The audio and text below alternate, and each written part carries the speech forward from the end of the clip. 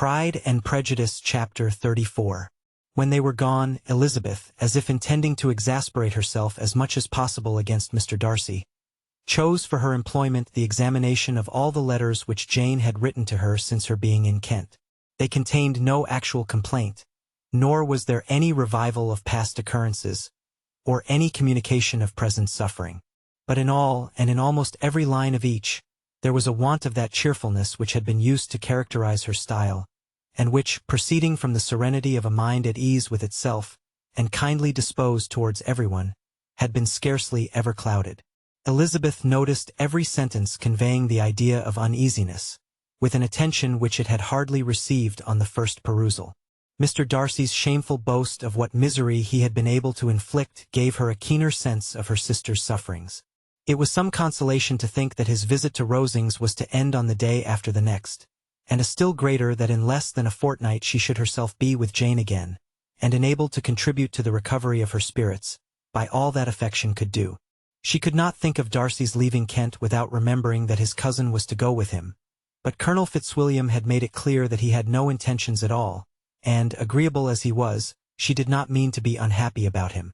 While settling this point, she was suddenly roused by the sound of the doorbell, and her spirits were a little fluttered by the idea of its being Colonel Fitzwilliam himself, who had once before called late in the evening, and might now come to inquire particularly after her. But this idea was soon banished, and her spirits were very differently affected, when, to her utter amazement, she saw Mr. Darcy walk into the room. In a hurried manner, he immediately began an inquiry after her health, imputing his visit to a wish of hearing that she were better. She answered him with cold civility. He sat down for a few moments, and then getting up walked about the room. Elizabeth was surprised, but said not a word. After a silence of several minutes, he came towards her in an agitated manner, and thus began. "In vain have I struggled. It will not do. My feelings will not be repressed.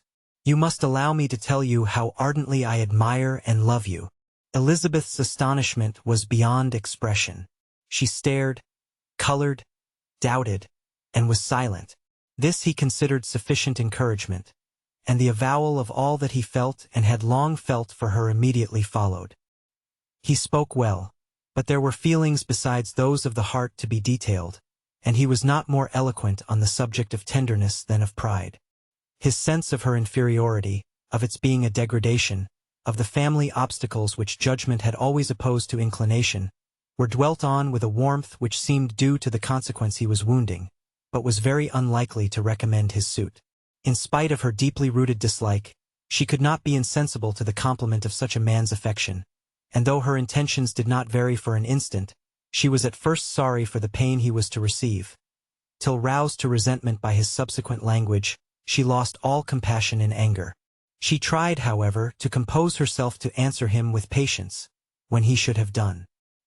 He concluded with representing to her the strength of that attachment which in spite of all his endeavors, he had found impossible to conquer, and with expressing his hope that it would now be rewarded by her acceptance of his hand. As he said this, she could easily see that he had no doubt of a favorable answer.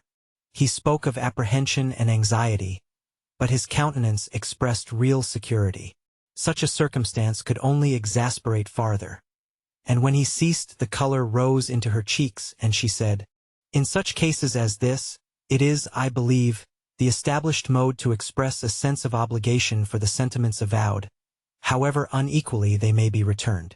It is natural that obligation should be felt, and if I could feel gratitude, I would now thank you. But I cannot. I have never desired your good opinion, and you have certainly bestowed it most unwillingly. I am sorry to have occasioned pain to anyone. It has been most unconsciously done, however, and I hope will be of short duration. The feelings which you tell me have long prevented the acknowledgment of your regard can have little difficulty in overcoming it after this explanation." Mr. Darcy, who was leaning against the mantelpiece with his eyes fixed on her face, seemed to catch her words with no less resentment than surprise. His complexion became pale with anger, and the disturbance of his mind was visible in every feature. He was struggling for the appearance of composure, and would not open his lips till he believed himself to have attained it. The pause was to Elizabeth's feelings dreadful.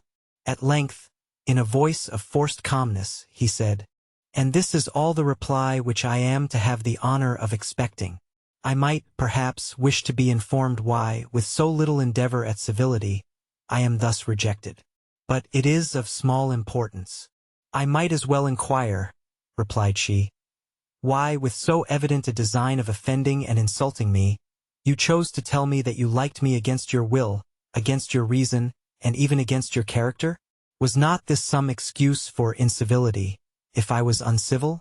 But I have other provocations. You know I have. Had not my own feelings decided against you, had they been indifferent, or had they even been favorable, do you think that any consideration would tempt me to accept the man who has been the means of ruining, perhaps forever, the happiness of a most beloved sister?" As she pronounced these words, Mr. Darcy changed color.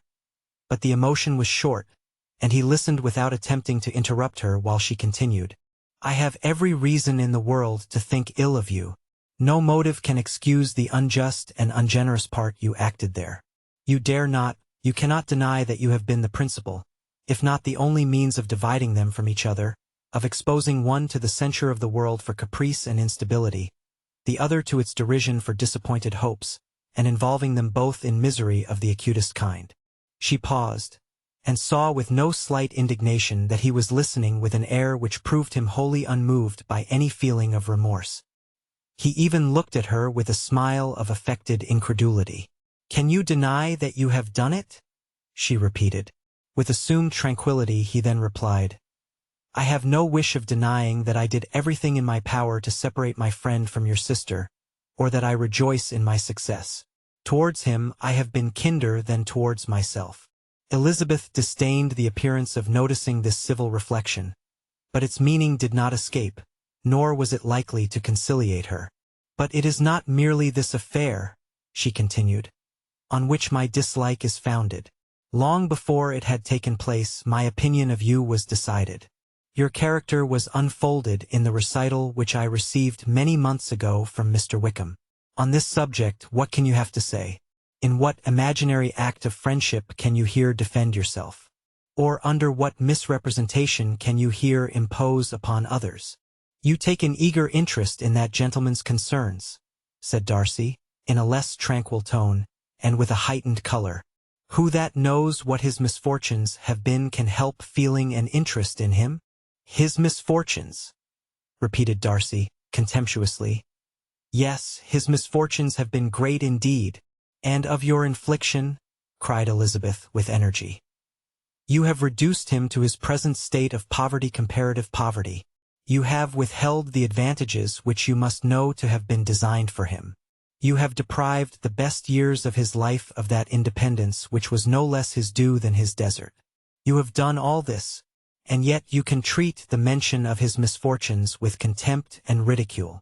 And this," cried Darcy, as he walked with quick steps across the room, "is your opinion of me? This is the estimation in which you hold me. I thank you for explaining it so fully.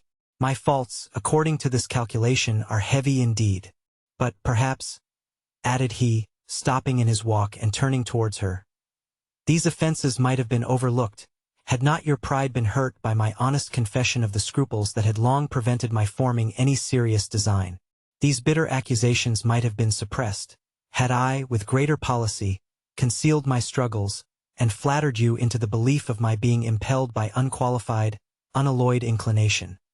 By reason, by reflection, by everything. But disguise of every sort is my abhorrence. Nor am I ashamed of the feelings I related. They were natural and just. Could you expect me to rejoice in the inferiority of your connections? To congratulate myself on the hope of relations whose condition in life is so decidedly beneath my own?" Elizabeth felt herself growing more angry every moment. Yet she tried to the utmost to speak with composure when she said, "You are mistaken, Mr. Darcy.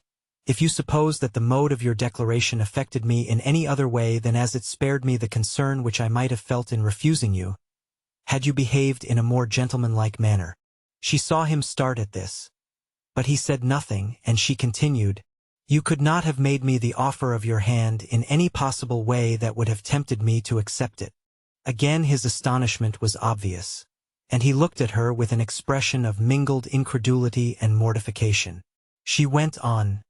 From the very beginning, from the first moment, I may almost say, of my acquaintance with you, your manners impressing me with the fullest belief of your arrogance, your conceit, and your selfish disdain of the feelings of others, were such as to form that groundwork of disapprobation, on which succeeding events have built so immovable a dislike, and I had not known you a month before I felt that you were the last man in the world whom I could ever be prevailed on to marry. You have said quite enough, madam. I perfectly comprehend your feelings, and have now only to be ashamed of what my own have been. Forgive me for having taken up so much of your time, and accept my best wishes for your health and happiness."